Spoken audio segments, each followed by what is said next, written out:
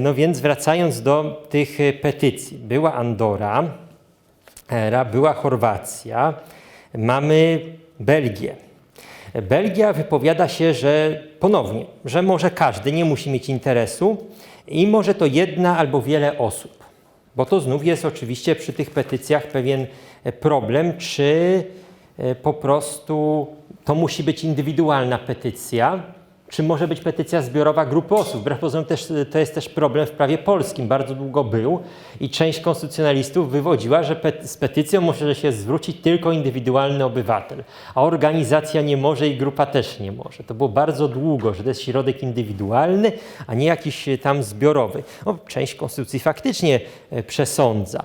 Mamy Czechy, które wskazują, że prawo petycji istnieje w sprawach publicznych lub w wypadku innego interesu publicznego indywidualnie lub wspólnie i że można z nimi występować do organów państwowych lub organów samorządu terytorialnego. Za to nie można w drodze petycji naruszać niezawisłości sądów, ani wzywać do naruszenia podstawowych praw i wolności poręczonych w Karcie Praw i Wolności, czyli już wskazuje się ograniczenia. Nie tylko taką ogólną gwarancję, co robi większość, ale już Czesi wskazują pewne ograniczenia, bo wiadomo, że w takiej petycji też ktoś na przykład mógłby się domagać, w Polsce trafiają się różne petycje, więc tam można powpisywać różne rzeczy, które można by uznać nawet niekontrowersyjnie za to, że za coś, co narusza takie uprawnienia.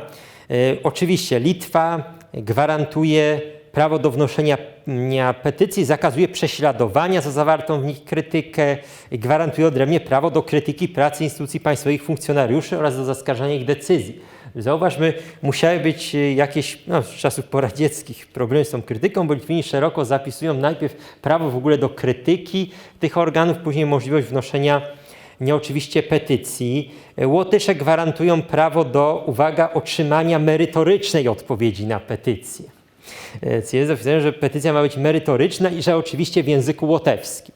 Z kim ma ona zapaść. Z Łotyszami jest sytuacja o tyle ciekawa, że jest to oczywiście konstytucja przedwojenna, uchwalona zaraz po I wojnie światowej. Oni przywrócili tą konstytucję, więc to jest przepis stary, że tutaj można występować do organów państwowych i samorządowych z takim wnioskiem, czyli petycją i otrzymać merytoryczną odpowiedź. Zwracam uwagę na określenie, że merytoryczną ma być do obywatela.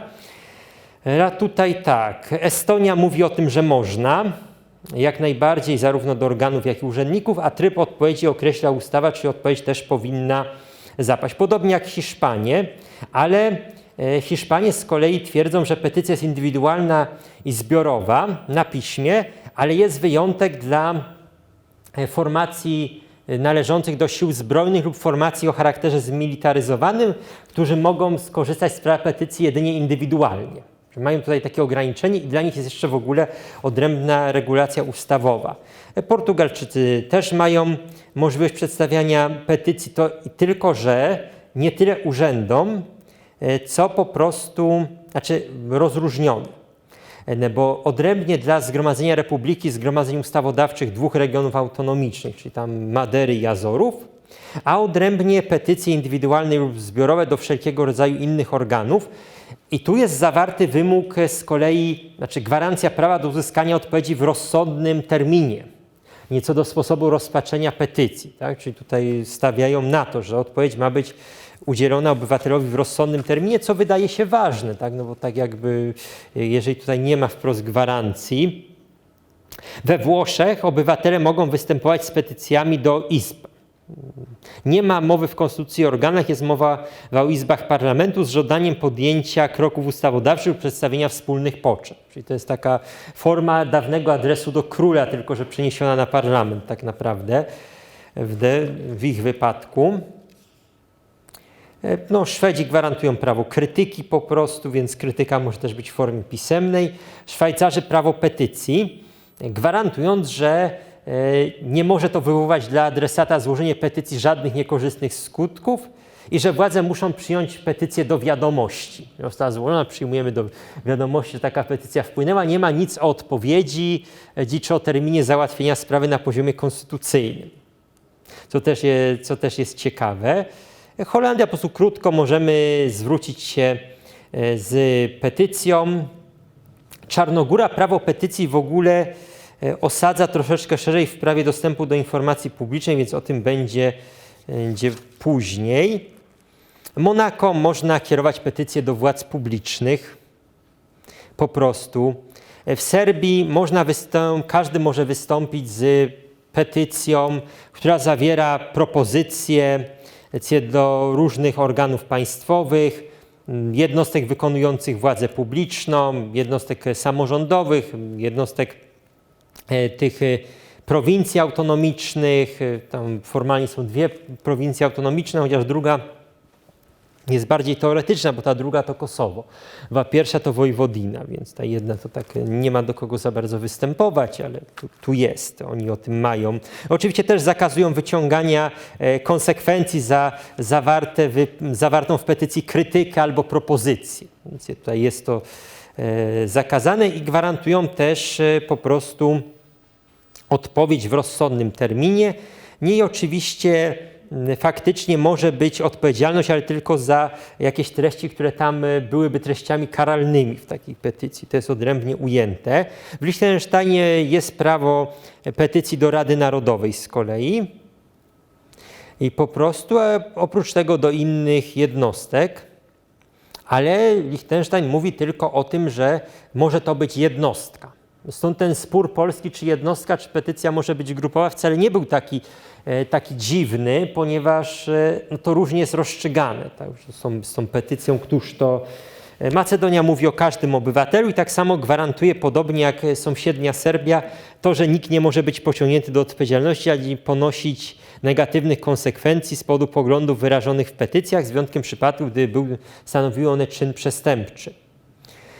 Chorwacja gwarantuje prawo uzyskania odpowiedzi, Rumunia o tym milczy, Bułgaria mówi o prawie kierowania do organów państwowych skarg, wniosków i petycji po prostu przez obywateli, nie rozstrzygając czy to indywidualnie, czy zbiorowo. Słowacja mówi, że istnieje prawo petycji samodzielnie wspólnie z innymi w sprawach publicznych lub innym wspólnym interesie.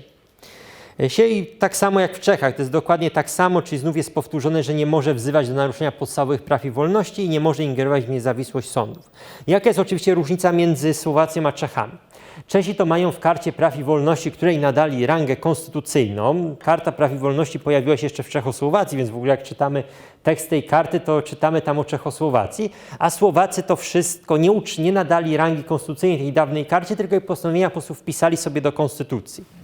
Stąd jest tożsamość po prostu z tu regulacji.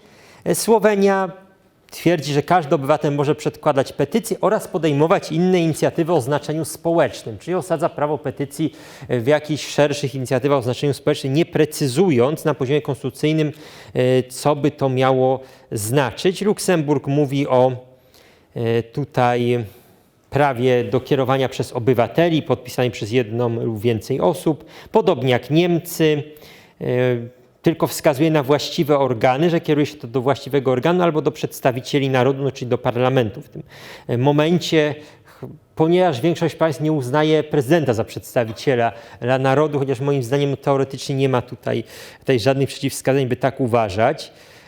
Rosja też gwarantuje to prawo zwracania się osobiście, indywidualnie lub zbiorowo do organów państwowych i organów samorządu terytorialnego. To jest ciekawe, ponieważ w ich wypadku organy państwowe i organy samorządu terytorialnego go oczywiście obejmują tak naprawdę 3 szczeble. Organy federalne, organy podmiotów i organy samorządu. To zupełnie 3 niezależne, dlatego tu nie ma, że federalny. Obejmuje też te inne. Ukraina także pozwala pisemnie, indywidualnie, zbiorowo. Nakazuje organowi rozpatrzyć petycję i udzielić odpowiedzi wraz z uzasadnieniem w terminie określonym w ustawie. Wie po prostu. Mołdawia to sąsiednio tak samo. Sygnatariusze, czyli może być zbiorowo, oraz przyznaje Mołdawia prawo do składania petycji organizacjom społecznym utworzonym zgodnie z prawem, czyli jakoś tam zarejestrowanym, tym, które mogą składać petycje w imieniu swoich członków danej organizacji, czyli wprost gwarantuje taką zbiorową. No i tutaj tutaj nam to jakby zakres prawa petycji kończy. Jest jeszcze na Cyprze, to znaczy w samej Europie, później mamy jeszcze te, wiadomo, Kaukaz, Azja Centralna, państwa nieuznawane, gdzie się to pojawia. Czyli innymi słowy, z tego tak wynika, że to prawo petycji jest dość podobnie uregulowane, tak naprawdę. Większość konstytucji prawo petycji zna, to nieliczne nie znają państwa europejskie tego prawa, regulują podobnie, tak? Czyli zwracamy się do wszelkiego rodzaju organów władzy publicznej, czy do jednostek wykonujących władzę publiczną, niezależnie jak to jest szczegółowo określone. Zazwyczaj może też grupa się z tym zwracać, nie tylko indywidualnie.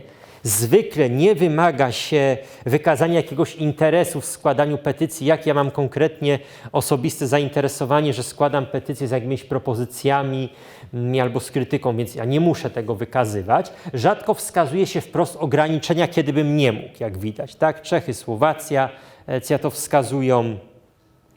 Tu się jeszcze gdzieś pojawiało pewne ograniczenie. Z drugiej strony bardzo rzadko, jak widać, rozbudowywuje się tą regulację prawa na przykład na to, że wprost w Konstytucji się mówi o tym, że gwarantuje się uzyskanie odpowiedzi. Co wydawałoby się właściwie oczywiste. Za to o wiele częściej paradoksalnie pojawia się to, że autora petycji nie można karać za treści zawarte w petycji, go jakoś tam ścigać. No można by zapytać, dlaczego? No to jest pokłosie tego, o czym było w pierwszej części, że petycja jest środkiem starym.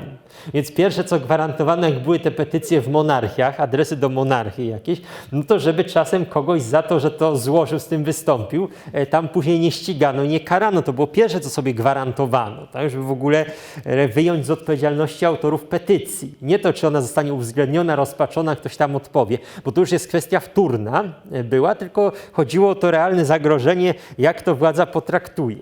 I dlatego większość tych konstytucji ma to wpisane. Więcej niż ma gwarancję do odpowiedzi w rozsądnym terminie albo odpowiedzi merytorycznej. Zauważmy też, że większość konstytucji nie wskazuje, na co przecież wskazuje na przykład polska konstytucja, czego długo zresztą u nas nie robiono, no tak naprawdę na to, że ustawa ma określić tryb, tak, i wszystko uregulować. To się oczywiście rozumie samo przez się, bo jakby wiadomo, że tutaj szczególnie, jeżeli by przyjąć, że my na to odpowiadamy, musi być określona jakaś procedura, więc coś będzie wydane, ale większość konstytucji o tym milczy. To ma sens, ponieważ jeżeli przyjmiemy, że zakres regulacji ustawodawczej parlamentu nie jest jakoś ograniczony do określonych materii, no to można w drodze ustawy uregulować w praktyce każdą sprawę. Tak więc nie potrzebujemy wymienienia w konstytucji, że tam ustawa określi w trybie ustawy. Tu można zauważyć, tego nie mamy, ale najczęściej określenie, że coś będzie uregulowane w ustawie, pojawiało nam się tutaj w państwach, w którym istnieją ograniczenia materii ustawodawczej. Znaczy parlamenty mają wskazane, w jakich obszarach uchwala się ustawę regulującą wszystko, w jakich określa się podstawowe zasady i mają domniemanie, że w pozostałych obszarach prawo stanowi rząd. Choćby taka Rumunia. Nie tylko ona, Rumunia, Mołdawia, coś takiego ma, Francja tradycyjnie. Też niektórzy inni, którzy tu się pojawiali z tym rozwinięciem ustawowym, mają po prostu wyliczone materie ustawodawcze, które oczywiście teraz to nie ma takiego znaczenia, ponieważ współcześnie są traktowane tak, że w tych sprawach parlament musi uchwalić ustawę i musi być coś do jakiegoś stopnia ustawowo, a we wszystkich pozostałych to on oczywiście może, ale pierwotnie było tak, że wszystkich pozostałych niewymienionych to on nie może. Więc było istotne, że my dopisujemy w ustawie, wskazujemy, że ona coś, to jest pokłosiem tego. Po prostu takiego rozumienia. Dlatego też bardzo często w polskiej konstytucji coś takiego się pojawia, że jest dodawane to zdanie, że szczegóły określa ustawa, ograniczenia określi ustawa. Jakby to się może wydawać oczywiste, a to miało być gwarancją po prostu tego, że nie zostanie to uregulowane gdzieś w jakichś aktach podustawowych z braku. Tak? U nas to akurat nie było pokłosiem ograniczenia materii ustawodawczej, tylko praktyki PRL-u. Ale w niektórych krajach to po prostu ograniczeń materii ustawodawczej, które troszeczkę odbijając od tematu wcale nie są rzeczą jakąś bardzo złą, no bo biorąc pod uwagę szczegółowość nieraz legislacji tak naprawdę, no to się wydaje racjonalne w wielu obszarach, żeby posłowie parlament określali po prostu pewne zasady w niektórych bardzo szczegółowych regulacjach, nie wchodzili w kwestie techniczne, no bo nie ma szans jakichkolwiek, żeby oni, ich zaplecze merytoryczne, zwykle prawnicze albo politologiczne, na tych szczegółowych kwestiach merytorycznych się jakoś bardzo dobrze znało. Tak więc wystarczy, że tutaj to określam, a poza tym kwestie techniczne mogą wymagać częstych zmian, więc tutaj jest uzasadnienie dla ograniczenia materii ustawowej jak najbardziej, gdyby ktoś chciał go szukać, tak, to nie jest jakoś bardzo popularny. Przepraszam, jeszcze petycję ma Białoruś, taką nie zapomniałem, tam też są petycje szeroko uregulowane, także jest nawet ustawa o petycjach. Bo większość tych państw ma jak najbardziej tą regulację dotyczącą petycji. Teraz mamy tą chyba naszą najważniejszą rzecz, czyli dostęp do informacji publicznej. Najpierw zwykły dostęp do informacji publicznej, a później dostęp do informacji o stanie środowiska. I z tym dostępem do informacji publicznej jest tak, że większość go nie ma.